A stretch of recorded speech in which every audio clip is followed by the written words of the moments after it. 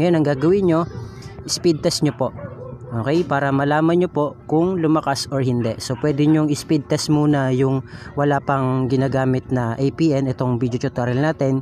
Okay, then saka nyo speed test ulit yung meron na kayong APN na gamit o itong video tutorial natin. So click natin yung speed test, try natin kung gumagana siya. Kaya kung makita nyo mga boss, yung ping natin o yung MS natin ay nasa 17 lang, habang yung download natin ay pumapalo ng 41. Okay, 40 o 41. Tapos yung upload natin, kung makita nyo po, pumapalo po siya ng 7, 8, okay, 9. So, ang standard natin mga boss, dapat yung MS nyo pumapalo lang ng 15 to 25 MS. At yung download nyo, okay, pumapalo ng 15 pataas. Yung upload nyo pumapalo ng 10 pataas. Kasi kapag ganyan yung mga APN yung mga boss, kayang-kaya nyo po mag-play ng mga 1080p na 12 hours video. A few moments later. So punta tayo sa YouTube mga boss. Papakita ko po sa inyo na kaya niya mag-play ng 12 hours video na naka 1080p. Okay, so search lang natin yung 12 hours video. Yan, ito po yung palagi kong piniplay kasi ito po yung may 12 hours video na naka 1080p. Kung makita nyo mga boss, nagpe-play naman siya kagad. Okay, kahit i-pass forward natin siya, okay, nagpe-play naman siya kagad mga boss. So try natin siya i-1080p. Click natin yung settings. Yan, yung auto nya naka 360p lang. Click natin yung advance, 1080p. Okay, yan. So 1080p na siya mga boss. Forward natin. Makita nyo mga boss, nagpe-play naman siya kagad. Yan. So, di ba mga boss, ang bilis lang din. Hello mga boss, welcome back dito sa ating YouTube channel. Kamusta? Salamat nga para sa walang sawa at patuloy na pagsuporta dito sa ating YouTube channel. Okay, so meron naman tayong i-update sa inyo mga boss para po sa lahat ng mga gustong mapalakas yung kanilang mga internet signal. Okay, so kung ikaw po ay taga-probinsya, mahina po dyan sa area nyo. Okay, kung mahina dyan sa area mo, pwede kang pumunta sa bayan o pwede kang pumunta sa palengke. Okay, kung sana maganda-ganda yung signal or makakapag-internet ka. Okay, so ngayon gawin natin mga boss. Ako po kasi ay naka-only data sa token text. At kung ikaw ay bago lang dito sa ating YouTube channel, okay, ang gagawin mo, ganito po. Okay, kung bago ka lang, pwede mong tignan sa iyong phone. Punta ka sa dial number, try mo, okay, asterisk 123 number sign para malaman mo kung merong only data o wala yung inyong token text. Kasi selected SIM lang po yan. Okay, kapag meron kayong nakita na only data, congratulations po kasi pwede po kayong mag-load data. Pero kung wala naman po kayong nakitang only data dyan, pasensya na po kasi selected SIM lang po yung merong ganito. Okay, yung only data. Okay, so dahil ako po ay naka-only data mga boss, papakita ko po sa inyo na meron tayong promo. On ko lang po yung ating mobile data. Ayan, mobile data po yan. I-on ko lang po. Okay, mag-YouTube tayo para alam nyo po na yan po talaga yung promo ko. Okay, only data po. Ayan, so makita nyo. Okay, may promo tayo. Ayan po yung promo ko ngayon, only data. Okay, ngayon mga boss, papakita ko naman sa inyo kung paano mapapalakas yung inyong mga internet signal using APN settings. Okay, so simulan na po natin mga boss. Punta tayo sa settings sa mga phone natin. Hindi ko alam kung ano yung promo at kung ano yung SIM card na gamit nyo, pero pwede po siya sa mga naka dito SIM. Pwede rin siya sa Smart, Token Text and Sun, Globe, and TM. Okay, so sa mga naka-GOMO, wala po kasi yung GOMO na expired na. So hindi ko alam kung working sa kanila to. Pero sa mga naka dito, pwede rin po ito kasi may mga ilan-ilan na rin po na nag-feedback at taga Cebu yata siya o General Santos. Kung daw nagkakamali, shoutout po sa inyo sa mga taga Mindanao po. Okay? So thank you po sa mga nagpi-feedback. So simulan na natin mga boss. SIM card and mobile networks. Token text po yung gamit ko, pero kung ikaw kung ano yung SIM mo dyan na ginagamit, try mo ito. Okay? Click natin yung token text. Click po natin tong access point names or APN. Then gagawa tayo ng panibago mga boss. Click tayo ng new APN. Ito po yung magiging pangalan niya. Ilagay nyo po dyan. Okay, ito po ilalagay nyo.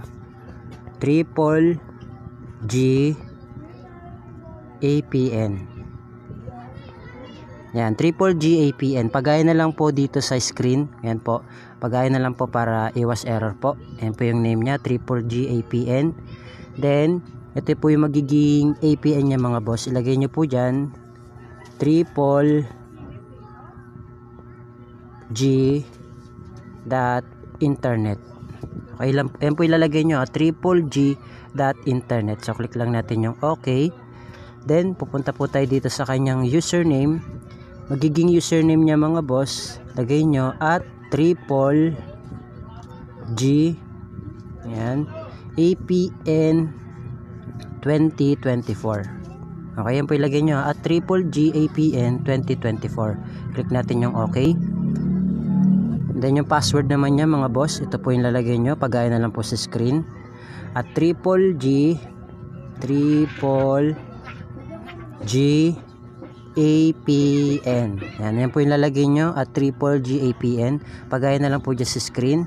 Click natin yung okay. Tapos yung magiging server niya mga boss, ito po yung lalagay nyo, www.google.com. Yan po, www.google.com. Click natin yung okay. Tapos punta naman tayo dito sa kanyang authentication type mga boss. Authentication type niya mga boss, naka-PAP lang po, o PAP or PAP. Ito po, yan, click nyo yan. Then sa kanyang APN type mga boss, hindi lahat ng cellphone ay tinatype, yung iba kiniklik lang, pero sa atin kasi kailangan i-type. So lagay nyo po dyan default.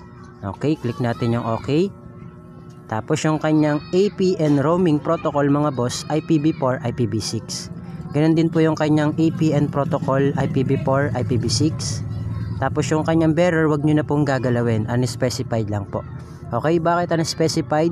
Para pwede po siya sa mga naka 2G, 3G, 4G LTE, 5G. Okay, so kaya siya naka unspecified. Ngayon kung ikaw ay naka LTE, pwede rin naman na LTE, pwede naman dalawa, unspecified tsaka LTE yung naka-check. Okay, kung gusto mo naman LTE lang, pwede rin naman yun kung naka LTE ka. Pero sa atin kasi yung tutorial natin unspecified na, para pwede siya sa 2G, 3G, 4G LTE at 5G. Okay, so click natin yung okay, then click natin yung more, then save. Okay, kapag na-save nyo na mga boss, click nyo yung ginawa nyong APN. Okay, then saka nyo siya i-airplane mode ng at least 5 to 10 seconds or 10 seconds mahigit.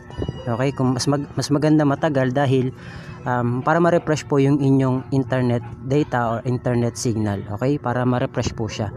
Ngayon ang gagawin nyo, speed test nyo po. Okay, para malaman nyo po kung lumakas or hindi. So pwede nyo speed test muna yung wala pang ginagamit na APN, itong video tutorial natin.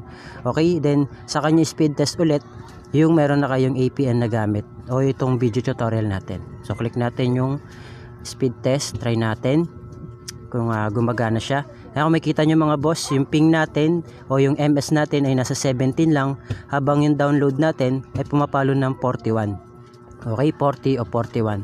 Tapos yung upload natin, kung makita nyo po, pumapalo po siya ng 7, 8, okay, 9. So ang standard natin mga boss, dapat yung MS nyo pumapalo lang ng 15 to 25 MS. At yung download nyo, okay, pumapalo ng 15 pataas. Yung upload nyo pumapalo ng 10 pataas. Kasi kapag ganyan yung mga APN yung mga boss, kayang-kaya nyo po mag-play ng mga 1080p na 12 hours video. Okay, so try natin siya mga boss sa YouTube. So punta tayo sa YouTube mga boss. Papakita ko po sa inyo na kaya niya mag-play ng 12 hours video na naka 1080p. Okay, so search lang natin yung 12 hours video. Yan, ito po yung palagi kong piniplay kasi ito po yung may 12 hours video na naka 1080p. Ako makita nyo mga boss, nagpe-play naman siya kagad. Okay, kahit i-fast forward natin siya, okay, nagpe-play naman siya kagad mga boss. So try natin siya i-1080p. Click natin yung settings. Yan, yung auto niya naka 360p lang. Click natin yung advance, 1080p. Okay, yan, so 1080p na siya mga boss. Forward natin. Makita nyo mga boss, nagpe-play naman siya kagad. Yan. So, di ba mga boss, ang bilis lang din. So, I hope na gumana po sa inyo tong video tutorial natin. Mag-feedback po kayo kung working po sa inyo or hindi. Pwede rin po ito sa mga online games, okay? Kung gusto nyo pong i-test o i-try, pwede po. Okay? Basta pagka mga ganitong APN, pwede po siya sa internet o pang social media, pwede rin sa gaming. Okay? Feedback na lang po kayo. So yun lang mga boss, maraming salamat. I hope na gumana po sa inyo tong video tutorial natin. Okay, so yun lang, thank you, God bless, see you on my next video.